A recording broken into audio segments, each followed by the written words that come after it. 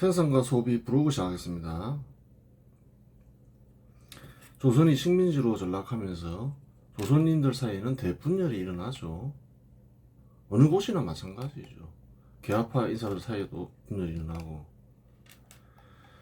그 중에서도 좀 이동희에 대해서 자세히 알아볼 필요가 있죠. 이동희는 처음에 계합파 인사, 3차 인류 혁명 세력에 속했죠. 근데 후에 이제 사회주의자 혹은 공산주의자로 바뀌죠. 이 글의 제목이 뭔가요? 3차 인류혁명 세력과 3차 인류혁명 반발 세력이잖아요. 그 3차 인류혁명 반발 세력에 대해서도 자세히 다뤄야 될 거 아니에요. 사회주의자, 공산주의자는 전형적인 3차 인류혁명 반발 세력이죠. 그러니까 이동희도 처음부터 반발 세력은 아니었다.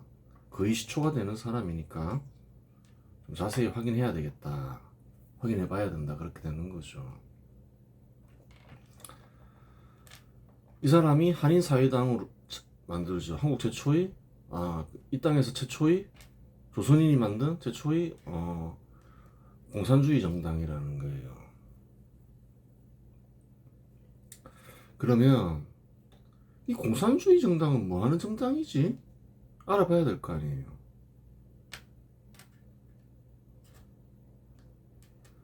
모든 운동을 독립운동이라고 하면 안 된다는 거예요. 이자가 과연 조선의 독립을 위해서 일했냐? 이동이라는 사람은 대표적인 독립운동가로 분류되죠. 근데 그게 아니니까 살펴보겠죠. 한인사회당을 어떻게 만드나요? 누구의 지원을 받아서 만드나요?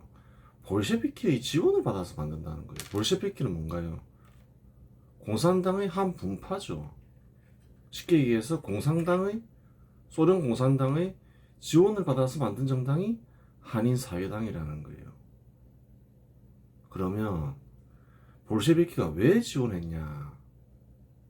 그걸 봐야 된다는 거예요. 소련은 당시 무엇을 추진하고 있었나? 소련은 연방을 추진하고 있었다는 거예요.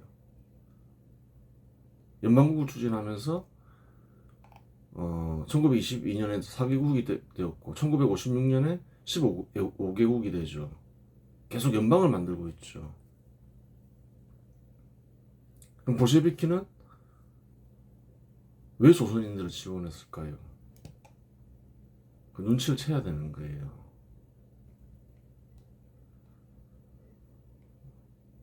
조선은 소호 연방의 일원으로 만들기 위해서, 한반도를 조선 연방의 일원으로 만들기 위해서 지원했다는 거예요.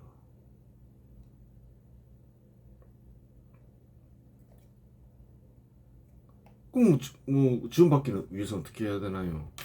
소호 연방의 일원이 되겠습니다 해야 지원을 하는 거지. 그래요. 그리고 현 시대에 들어오면 여러 갈래의 공산주의 견해들이 있을 수 있는데, 그 시대에는 그렇지가 않았다는 거예요.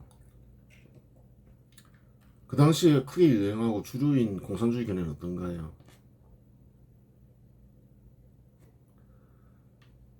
전 세계의 근로자들을 단결하게 만드는 거죠. 하나의 정치 조직을 만드는 거죠. 그래서 폭동을 일으켜서 전 세계를 하나의 국가로 만든다는 거예요. 연방으로 시작하는 거죠. 괜히 소연방이 생긴 게 아니라는 거예요. 그 견해가 지배하고 있었다는 거예요. 그게 안 되니까 이제 별종이 다 나오는 거죠. 근데 1920년대만 하더라도 그랬다. 그래서 코민테른이 조직됐다. 코민테른은 뭔가요? 공산당 연합이라는 거예요. 각국의. 결국은 하나의 연방국을 만들기 위함이죠. 그걸 알아야 되는 거예요. 한인사회당은 어떤 조직인가요? 한인사회당은 한반도를 소연방에 포함시키기 위해 볼셰비키가 이동을 일으키고 조직한 정당이다. 그렇게 되는 거예요. 지원을 받았냐 안 받았냐 핵심이 되는 거죠. 지원을 왜 해주나요? 볼셰비키가 뭐 공짜로 지원해 주냐는 거예요. 이동희가 충성맹세를 했겠죠. 아, 우리 조선도 소연방의 일원이 되겠습니다. 그러니까 지원해 준 거죠. 그래서 만든 정당이 한인사회당이라는 거예요. 러시아는 일본과 전쟁을 벌일 정도로 한반도를 중시했으니 한반도를 소연방에 100% 포함시키려 했을 것이다. 러시아는 또 한반도를 중시하나요? 안 하나요? 굉장히 중시한다는 거예요. 그래서 러일 전쟁이 일으켰잖아요.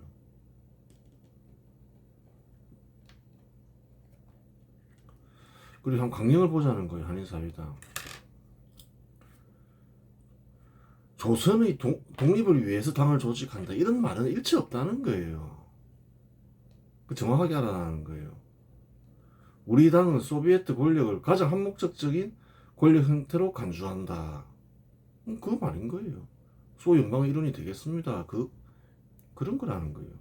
조선의 독립을 중시한다면 강령의 조선의 독립이 조금만 들어가야 될 거 아니에요. 근데 그런 거 전혀 없다는 거예요. 정확하게 알라는 거예요. 그 시대 사회주의 견해는 하나로 통일되어 있었다고 보면 된다. 하나의 연방국을 만드는 거였다. 그 책임자가 이동이었다. 한반도에. 그렇게 보면 되겠죠. 그럼 이 사람이 일본에 항쟁한 이유는 뭔가요? 소위 연방의 일원이 되기 위해서 활동했다는 거예요. 실제로 공산주의자가 된 이후 그의 일본에 대한 항쟁은 한반도를 소위 연방의 일원으로 만들기 위한 활동에 불과하다. 구별할 수가 있어야 되는 거예요. 현시 당국인들은 아니다. 민족 국가를 만들기 위해서다. 아니 그 이동희가 지원을 받았는데 이동희가 또 그 전혀 그런 내용을 모르고 한인사회당을 만들었겠냐는 거예요. 지원을 받았으면 기본적으로 충성맹세했다고 봐야 되는 거예요. 내용도 다 알고 있는 거고 뭐 동학에 대해서 살펴봤고. 근데 이제 이동희 이야기는 이제 다음 챕터로 넘어가겠죠. 이런 부분들 다루어야 되는 거죠.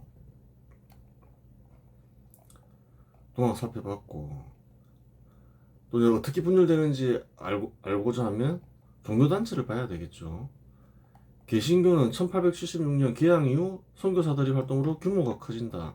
최초로 조선에 입국하여 선교 활동을 시작한 선교사는 1884년 미국 공사관의 의사로 입국한 알렌이다. 그래요. 그는 의료 활동을 통해 선교의 문을 열었으며 이후 언더우드, 아펜젤러 등이 들어왔다. 선교사들은 배제학당, 이화학당, 연희전문학교 등 서양식 교육기관을 설립하여 한글과 신학문을 가르쳤다. 그래요. 계몽운동을 계속 해봤던 거죠. 1910년 한일합방 무렵 대부분의 선교사들은 특별한 입장을 밝히지 않는다. 한일합방 당시에 공식적으로 뭐 한일합방을 반대한다 이런 입장은 전혀 없다는 거예요. 선교사들 중에는 일본 정부에 협조하자는 이들도 있었으니 동학과 마찬가지로 입장이 갈렸다. JS 계열은 일본 정부의 개혁은 조선인들에게 이롭다고 생각하고 일본 정부에 협조해야 한다고 주장했다. 갈리겠죠. 혹은 우리가 종교단체지 뭐 정치단체냐 이러면서 입장 표명하지 말자 이럴 수도 있고 또 어떤 이들 중에는 뭐 독립을 생각하는 이들도 있었겠죠. 갈린다는 거예요. 독립을 지지하는 선교사도 있었겠죠. 그 신민의 사건을 보면 대부분이 기독교인들이잖아요. 어쨌건 교육관의 기관에서 한글과 역사를 가르쳐 실력 양성에 힘쓴다. 그러한 이유로 개신교 신자들 중에는 독립운동을 하고자 하는 이들이 많았다. 1911년 105인 사건에서 유죄 판결을 받은 105인 전원이 개신교 신자였다. 종교단체 중에서는 그래도 견해는 다르긴 하지만 개신교 신자들이 가장 독립운동을 열심히 한 사람들이죠. 105인 사건 보면 알잖아요. 조선인들이 실력 양성에 힘쓴 선교사들 역시 기준 이를 충족시킴으로 독립운동가로 평가할 수 있다. 우리 선교사들 실력 양성을 위해 힘쓰죠. 그래요.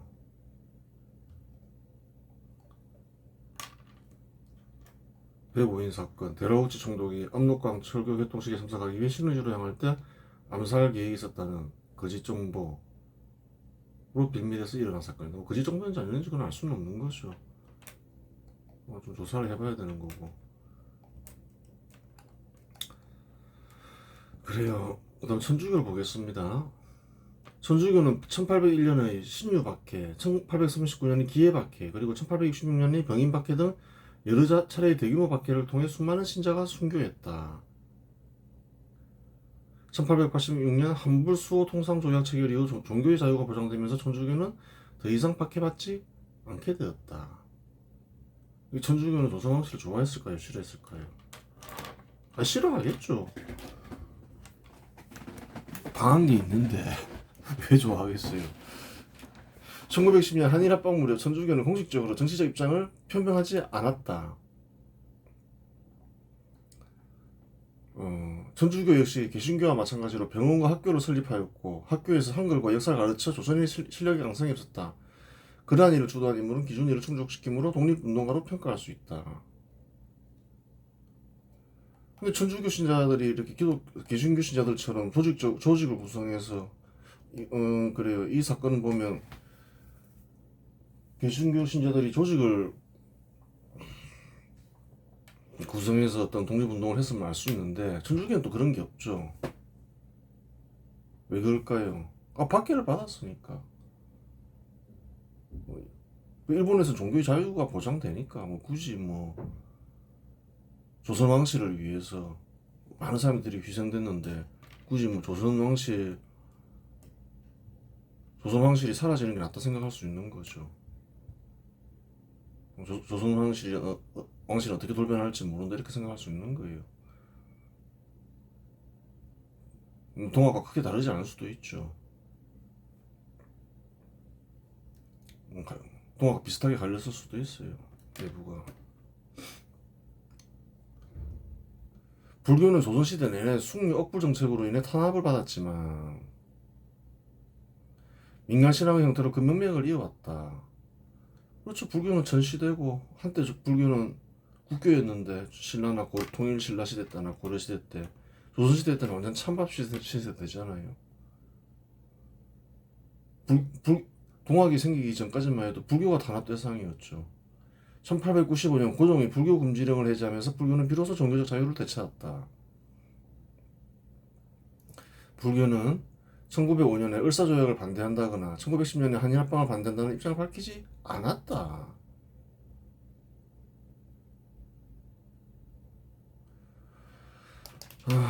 그리고 오히려 더 반대의 발언을 했죠. 오히려 일본 정부에 공식적으로 협조하겠다는 뜻의 발언을 했다.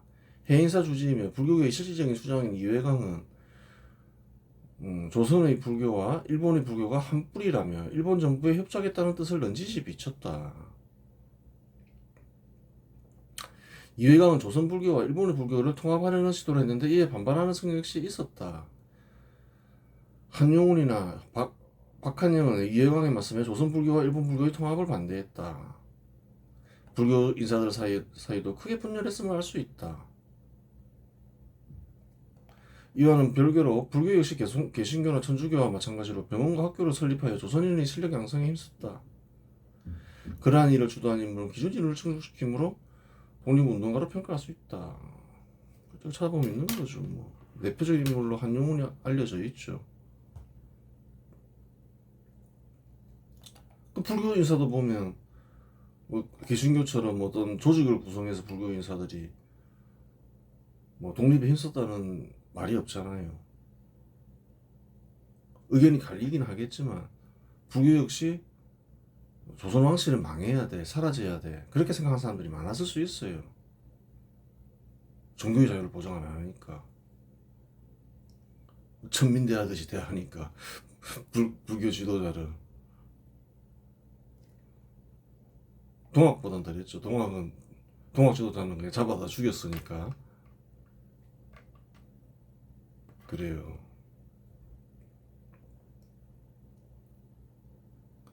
1910년 한일합방 당시 찬성하거나 입장을 표명하지 않는 단체는 있어도 한일합방을 반대한다고 표명한 단체는 없었다. 있었냐는 거예요. 없었다는 거예요. 그러면 대부분의 조선인들은 조선의 멸망을 어떻게 생각했는지 확인할 필요가 있다. 지지 세력이 있으면 발표하겠죠. 우린 반대한다. 근데 아무도 집회 시위도 안 하고 분위기가 그리 나쁘지 않았다는 거예요. 실제로는. 그 며칠 자료에 나와 있는 말이죠. 온 나라의 백성이 통곡할 일에 어떤 이는 이건 차라리 다행이다고 말하고, 그렇게 생각하는 사람도 있을 수 있잖아요. 쭉 살펴봤잖아요. 아이고 이제 자유롭게 불교를 믿을 수 있겠어, 동학을 믿을 수 있겠어, 그런 사람들도 있다는 거예요. 제법 많았을 수 있다는 거예요. 다행이다라고 말하는 사람도 있었다잖아요. 또 어떤 이는 이거는 우리 힘으로는 어쩔 수 없는 일이라고 하면서 술잔을 기울였다. 그렇죠. 뭐 나하고 상관없는 일이다, 뭐 이렇게 생각한 거죠. 백성들은 오히려 더 빨리 망하기를 바라는 듯이 보였다. 슬퍼하는 이들이 그리 잘 안 보이더라. 아니, 잘 됐다 이런 말을 하는 사람은 있어도, 황년의 기록에 따르면 한일합방 분위기는 그렇게 나쁘지 않았다. 어떤 이는 오히려 기쁘게 생각했고 어떤 이는 무관심했다. 차라리 다행이다라고 얘기하는 사람들은 기쁘다고 생각하는 축에 속하고, 아 이거는 뭐 우리하고 상관없는 일이야, 우리 힘으로는 어쩔 수 없어, 이렇게 얘기하는 이들은 그냥 무관심한 이들인 거죠. 나는 생업이나 종사할래, 뭐 내가 뭐 어떻게 하겠어, 뭐 이런 얘기인 거죠. 이러한 기록은 다른 곳에서도 발견된다. 통곡과 비분의 눈물이 나라 전체에 흘렀는가? 결단코 그렇지 아니하였다. 곡소리가 나야 되는데 식민지가 되면 안 그랬다는 거예요. 그때 분위기는. 신초가 한 말이죠. 혹 통곡하는 자가 있다 하더라도 눈물과 통곡은 다만 그 개인의 슬픔과 비통일 뿐이에요. 국민의 통곡은 아니었다. 한일 합방 때 보니까 슬퍼한 사람이 없더라. 일치하죠. 분위기가 괜찮았다는 거예요. 사실은. 실제 현실에서는 조선왕실이 완전히 국민들로부터 신뢰를 잃었기 때문에 그런 일이 벌어지는 거죠. 아유, 조선왕실보다는 차라리 그냥 식민지가 되는 게 나아 라고 생각하거나, 아 뭐 그 뭐 좀 기분 나쁘지만 뭐 어쩌겠어, 나하고 상관없는 일이야, 뭐 그 정도 생각했다는 거예요. 대부분 사람들은. 기록에 나와 있다는 거예요. 많은 국민들이, 대부분의 국민들이 반대했으면 반대한다고 표명하는 단체가 나오기 마련이죠. 종교단체에서도 그러하고. 근데 그렇지가 않았다는 거죠.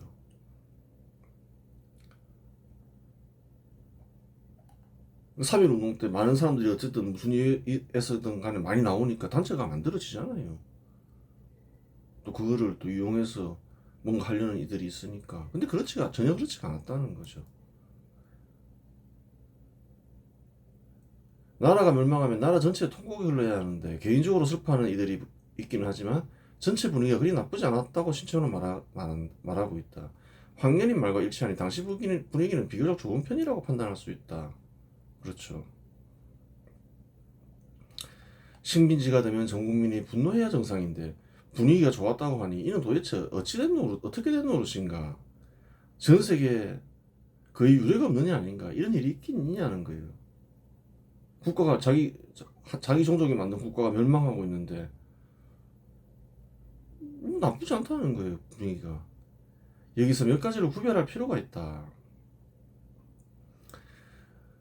독립운동이라고 하면 잃어버린 국가를 되찾는 것이다. 우리 독립운동이 뭐냐 생각해 볼 필요가 있다는 거예요. 조선인들 대부분은 조선왕실 나아가 조선이라는 국가는 멸망해야 한다고 생각했다. 그 조선왕실을 대표라 생각하더라도 기본적으로 조선왕실은 안 되려 생각했다는 거예요. 사실은 차라리 멸망하는 게 나아, 일단은. 그렇게 생각했다는 거예요. 1945년 이제 해방되고 한국에 무엇이 수립이 되나요? 조선왕실이 수립이 되냐는 거예요. 다 싫어했던 거예요, 사실은. 그 미래에 그게 증명이 되는 거잖아요. 조선왕실은 통치하면 안 돼. 예전에 조선으로 돌아갈 수 없어. 그런 생각이 있기 때문에 한국이나 북한이 어쨌든 간에 만들어진 거예요. 세워진 거예요. 너무나 안타깝고 원통하면 다시 조선왕실이 통치를 했겠죠. 당연한 거 아닌가요? 근데 그렇지가 않았다는 거예요. 다 현 시대를 보면 다 안다는 거예요. 항상 현 시대를 잘 봐라. 혹은 조선의 멸망에 무관심했다. 망하든지 말든지 나하고 상관없어라고 생각하거나. 그렇죠. 이건 우리 입으로는 어쩔 수 없는 일이야. 위로할 때. 그럼 뭐 니하고 무슨 상관이냐 이 말이죠. 조선 정부가 통치하건 일본 정부가 통치하건 나와 무슨 상관이지라고 생각했던 것이다. 내한테 책임도 없는데 나보고 어떡하라고. 습하는 사람이 있는데 뭐 그렇게 생각하는 거죠. 독립국가를 생각하는 이들도 있었는데 이들 대부분은 조선 왕실의 부활이 아니다. 그 당시에도 독립국가를 꿈꾸는 이들은 있었다는 거예요. 규모가 작다 하더라도. 1910년 방심하더라도 독립을 꿈꾸는 이는 공화정을 채택한 한반도 톡장민이 중심이 된 새로운 국가의 건설이었다. 독립이 꿈꾼 이들이 그 당시에 그러면 어떤 국가였냐? 그 당시에는 1910년 하더라도 많지는 않았지만 뭐 지식인들 위주였겠지만 또 개화파 인사들 위주였겠지만 그 공화정을 만들어야 된다. 그래 생각했다는 거예요. 이런 생각이 확산되고 계승되면서 한국이 세워진 거예요, 사실은. 근데 그 당시에는 규모가 작았다. 일진에는 14만이죠.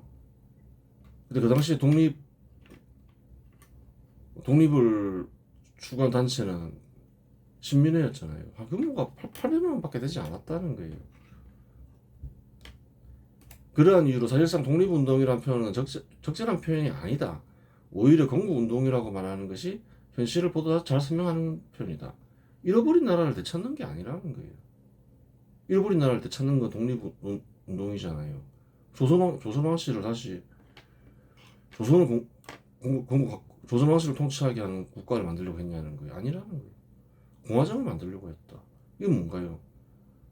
한반도에 이전에 없던 나라잖아요. 새로운 국가를 만들려고 했다는 거예요. 그래서 사실은 독립운동은 잘못된 표현이라는 거예요. 그럼 정확한 표현은 뭔가요? 건국운동이다. 그렇게 되는 거겠죠.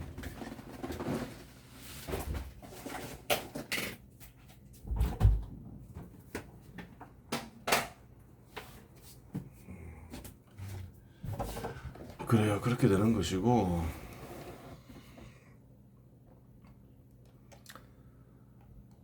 이제 정리를 해야 되겠죠. 앞에서 다양한 견해들을 살펴보았지만 그러한 견해들을 조선인이 대부분 공유했다고 보기는 어렵다.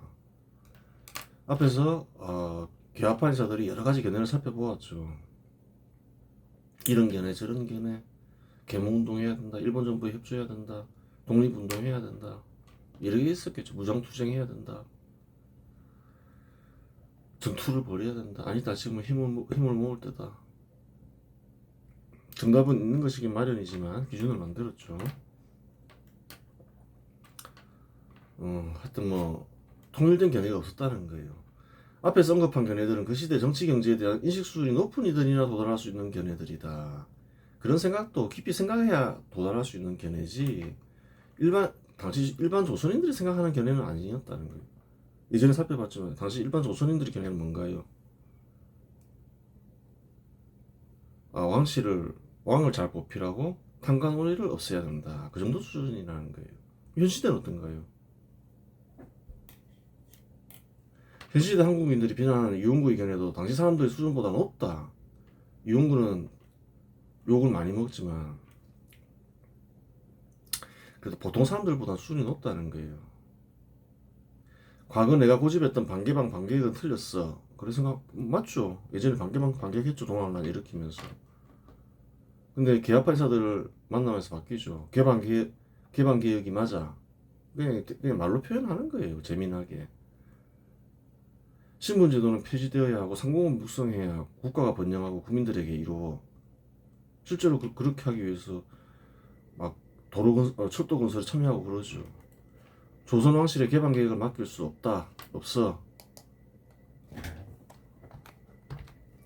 조선 왕실이 다시 실권을 잡으면 반개혁을 하고 동학을 다시 탄압할 거야. 차라리 그럴 바에는 일본 정부가 통치하는 것이 나아. 그렇죠. 그렇게 생각했겠죠. 그러니까 일본 정부에 협조한 거죠. 이런 생각이 조선인 일반이 할 수 있는 생각이냐는 거예요. 그게 옳고 그름을 떠나서 그 수준이 높은 거죠. 라고 생각하면 이용문은 일본 정부에 협조했을 것이 분명하다. 과연 대부분의 조선인들은 이용과 같이 생각해 본 적이 있겠는가? 대부분은 안 그렇다는 거예요.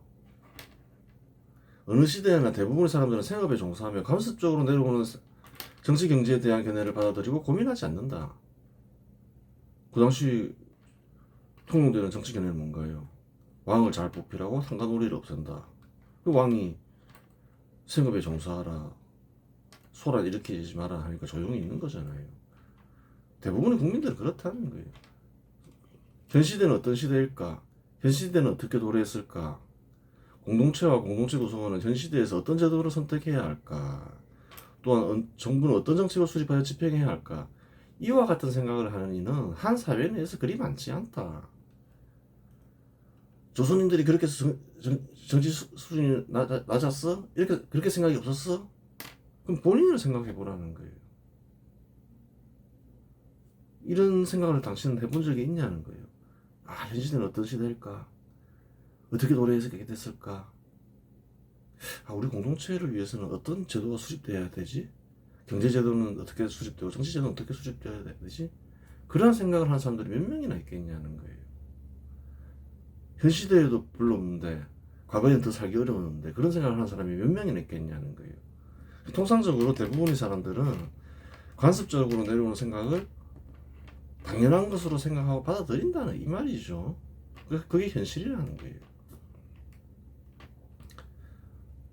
대부분의 사람들은 평생 이러한 생각을 진지하게 한 번도 고민하지 않고 살다가 죽는다. 그러면 그러한 사람들은 죄인일까 아닐까? 그런 사람들은 죄인인가요 아닌가요? 사람마다 다른 생각을 할 수도 있는데 역사를 살펴보면 죄인이다. 죄인이 아닌 것 같은데 그 죄인이 되냐 이렇게 생각할 수 있잖아요. 근데 역사를 보면 죄인이더라 그게. 그러한 고민을 하여 바른 선택을 한 공동체는 번영하고 국민 개개인은 보다 나은 삶을 살고 그러한 고민 없이 틀린 선택을 한 공동체는 멸망하고 국민 개개인은 짐승과 같이 같은 삶을 사는 것이 이를 증명한다. 그렇죠. 어떤 제도를 선택하냐, 어떤 정책을 쓰냐에 따라서 달라지더라. 베네수엘라와 북한, 조선을 봐라. 그렇게 되는 거예요. 즉 생각 없음과 무지가 면제부가 되지 않으면 확인된다. 공동체 전체가 멸망해버리죠. 다 죄인인데 누가 누군가에게 함부로 죄를 묻는 일은 사악한 행위이다.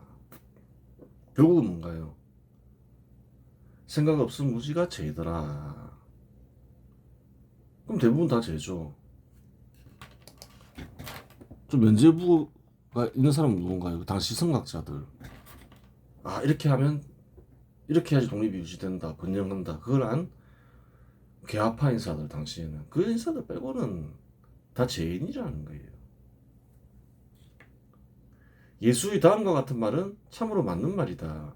근데 한국인들은 조금만 흠이 있으면 트집을 잡아서 죄인으로 만들려고 하죠.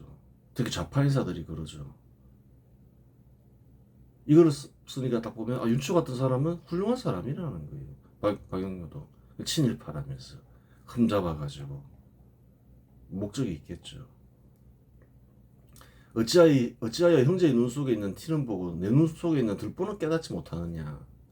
내 눈 속에 있는 들보를 보지 못하면서 어찌하여 형제에게 말하기를 바로 내 눈 속에 있는 티를 빼게 하겠느냐. 위선자여 먼저 내 눈 속에서 들보를 빼내어라. 그 후에야 내가 밝히보고 형제의 눈 속에서 티를 빼리라. 자기들은 바른 길을 위해서 한 번이라도 목숨을 걸어본 적이 없으면서 눈 자체가 대들보면서 이상한 짓을 하는 이들이 한국에는 많다. 네 눈에 들보나 빼라. 네가 가진 시각이 들보다. 눈 자체가 들보다. 그렇게 되는 거예요. 그 다음 보겠습니다. 물론 그렇다고 하여 아무에게도 책임을 묻지 않으면 또다시 비극적인 역사는 반복될 것이다. 그렇죠. 그럼 그냥 다 죄니까 아무도 책임 묻지 말자 이렇게 할 수도 있겠지만 또 비극적인 역사가 반복되겠죠. 그럼 누구에게 책임을 물어야 되나요? 아니 책임이 있는 위치에서 가장 책임이 큰 사람한테 책임을 물어야 될 거 아니에요. 책임이 없는 사람한테 책임을 물을 게 아니라 이용구 이런 사람한테 책임을 물을 게 아니라 이용구가 책임 있는 위치에 있었냐는 거예요. 이용구는 좀 동안을 일으키며 죄를 지은 사람에 속하지만 그렇다고 해서 이 사람이 개방 개혁에 대한 그 당시 큰 책임이 있었냐는 거예요. 이런 사람들은 뭐 너무 많죠. 이용 같은 사람, 동안함에 책임감이 있더라. 다 일일이 다 책임을 묻기 어려울 때는 책임이 있는 사람한테 책임을 물어야 될 거 아니에요. 책임이 있는 위치에 있는 사람들 중에 가장 큰 죄는 대원군 고종이다. 또 고종의 손발이 됐던 민비, 또 민비 일파가 되겠죠. 그들에게 실권이 있을 때 일본처럼 개혁 개방을 단행했으면 조선 역시 일본처럼 번영하며 식민지로 전락하지 않았을 것이다. 그렇잖아요. 일본이랑 투구를 했는데 왜 조선은 못했냐는 거예요. 그 사람들이 책임 있는 위치에 있는 사람들이 정반대의 정책을 써서 그런 거죠. 가장 큰 책임이 있는 사람들인 거죠. 군대가 전쟁에 패배했어요. 처절하게 패배했어요. 책임을 군인들한테 물을 거냐는 거예요. 장수한테 물어야지. 두 번째로 큰 죄인은 마지막 기회라고 할 수 있는 갑오개혁을 방해하고 아간파천을 통해 친럽 반개혁을 추진한 이들이다. 그렇죠. 고종하기 싫다 하더라도 당시에 갑오개혁을 하면서 친일 개혁 세력이 권력을 잡고 하고 있는데 아간파천하면서 끝나버렸잖아요. 이들의 행위는 결국 러일전쟁을 일으켜 조선의 멸망을 일으켜 하였으니 그 죄가 실로 크다. 누가 책임 있는 위치에 있었는지 누가 책임자들이었는지 정확하게 딱 구분이 되잖아요. 거기서 뽑아서 그 사람들에게 죄를 물어야 되는 거예요. 그래야지 비극적인 역사가 반복이 되지 않는다는 거예요. 그 책임도 없는 사람, 책임 있는 위치에 있지도 않은 사람, 그런 사람들을 죄인이다 하면 그건 나쁜 사악한 행위인 거예요. 딱 이런 경우에는 군대로 치면 전쟁에서 패배한 장수들에게 책임을 묻고 끝내는 거라는 거예요. 이들의 행위는 결국 러일 전쟁을 일으켜 조선을 멸망에 이르게 하였으니 그 죄가 실로 크다. 그 이외의 사람들에게 죄를 묻기는 어렵다. 죄의 무게가 누구나 비슷하기 때문이다. 그렇죠. 이용구도 알고 보면 불쌍한 조선인 중 한 명에 불과하다. 군대로 치면 병사 중에 한 명이었다. 그렇게 되는 거예요. 가장 죄가 덜하거나 죄가 없는 일을 고르자면 개혁 개방을 위해 목숨을 걸고 갑신정변을 추진한 이들이다. 비록 그때는 실패했지만 그들이 없었으면 지금의 한국도 없다. 그렇죠. 그래도 의인이 있었잖아요. 그 의인들이 희생이 있었기 때문에 나중에라도 독립이 되면서 한국이 세워진 거잖아요. 그 의인들이 없었으면 한국도 없다는 거예요, 사실은. 그 의인들이 뜻이 확산되고 개성되면서 한국이 세워진 것이 딴 게 없다는 거예요. 또 다른 문제가 있다. 조선의 멸망에 모두 책임이 있다고 하지만 대부분의 국민들은 생업에 종사하고 정치활동에는 관심이 없다. 현실을 보라는 거예요. 그러한 사람들 중에는 독립운동에 관심이 없거나 독립운동을 싫어할 수도 있다. 싫어하는 사람이 있을 수도 있죠. 정치 얘기를 하면 생업에나 종사하지 너 일도 아닌데 왜 신경 쓰나? 라고 생각하는 이들은 어느 시대에나 제법 많다. 현 시대도 많죠. 네 일이나 신경 쓰라고. 네 생업이나 종사하지. 정치는 무슨 정치냐? 분위기 나빠진다. 정치 얘기하지 마라. 이런 사람들 많잖아요. 나라가 다양한 직업에 종사하며 일본 정부에 협조하면 잘 살아야지라고 생각하는 이들도 있었을 것이다. 그렇죠. 주어진 정부를 받아들이면서 열심히 살자. 뭐 그런 사람도 있겠죠. 왜 없어요? 생업에 종사하는 거죠. 그런 사람들도. 뭐 상업을 하면서도 그런 일이 생길 수 있고, 또 공직자가 되면 또 당연히 일본 정부에 협조해야 되고, 뭐 그런 거죠. 대부분의 사람들은 주어진 조건을 받아들이며 생업에 열중한다. 조선 멸망 때에 책임 있는 위치에 있지 않은 대부분의 사람들은 그렇게 생각했다. 대부분 사람들은 그렇게 생각하죠. 현 시대도 마찬가지죠. 통상 대부분의 사람들은 생업에 종사하면서 별 신경 안 쓴다는 거예요. 모든 생업을 때려치우고 독립운동할 거야 라고 생각하는 한 이가 당시 몇 명이나 있었겠는가. 그렇게 안 많다는 거예요. 다 사람들이 생업을 중시해야지 기본적으로. 그러면 그와 같은 사람들의 생각은 가치가 있는 것일까 가치가 없는 것일까? 가치를 따져볼 수 있는 거죠. 독립운동 해야지 가치가 있느냐, 생업에 종사하면 가치 없는 거냐, 이런 걸 따져봐야 된다는 거예요. 그와 같은 생각을 한 사람은 존중해야 하나 경멸해야 하나. 어차피 책임 있는 위치에 있지 않은 사람들이고, 어느 시대나 그런 사람들이 다수다. 어느 시대는 다수라는 거예요. 즉 독립운동과 마찬가지로 동등하게 존중 받아야 한다. 그거 당연한 거 아니에요. 그런 사람들이 다수인데 그런 다수의 사람들을 경멸하면 어떡하나요? 잘못된 거지. 독립운동을 하건 생산과 소비에 전념하건 그건 선택의 문제라는 말이다. 그래요. 독립운동의 어떤 그 한번 보자는 거예요. 생산과 소비 없이는 사회와 인류는 유지되지 않는다. 그 사회와 인류를 유지하는 생산과 소비에 전념하는데 왜 그 사람들을 존중을 안 해요? 존중해야지. 또 독립운동을 하면 그 생산과 소비를 내팽개치고 하는 거잖아요. 어느 게 더 소중한지 알 수 없다는 거예요. 또한 한 종족이 한 국가를 형성하고 살아야 한다는 법 같은 것도 없다. 그렇죠. 여러 종족들이 한 국가를 형성하고 살아가는 경우도 없다. 그러니까 뭐냐면 독립운동, 한 종족이 한 국가를 형성해야 된다. 거기에는 선악이 존재하지 않는다는 거예요. 사실은 한 종족이 한 국가를 건설해야 된다. 그럼 여러 종족으로 인해 형성된 국가, 중국도 있고 러시아도 있고 미국도 있고 많죠. 여러 국가 있죠. 그럼 그런 국가들은 그런 국가들에 사는 종족들은 다 악인들이냐는 거예요. 그럼 뭔가요? 거기에는 선악이 없다 사실은. 그러면 독립운동을 선택하는 건 뭔가요? 개인적인 선택이다. 그렇게 되는 거예요. 근데 거기에 선악이 있으면 또 다른 얘기가 되는 거죠. 3차 인류혁명은 뭔가요? 국가를 번영과 평화에 이르게 하고 독립에 이르게 하고 국민 개개인을 풍요롭게 하죠. 거기에는 선악이 있다는 거예요. 하지만 한국인들에게는 실망할 일이 많겠지만 독립운동에는 선악이 없는 것이다. 사실은 그렇게 되는 거예요. 독립운동을 하면서 희생했다고 하더라도 그것은 선악이 없는 일에 대한 개인의 선택이지 보편적 나아가 인류를 위한 선택은 아니었다는 말이다. 객관적인 거죠. 그렇게 되는 거예요. 이번 시간에서 마치겠습니다.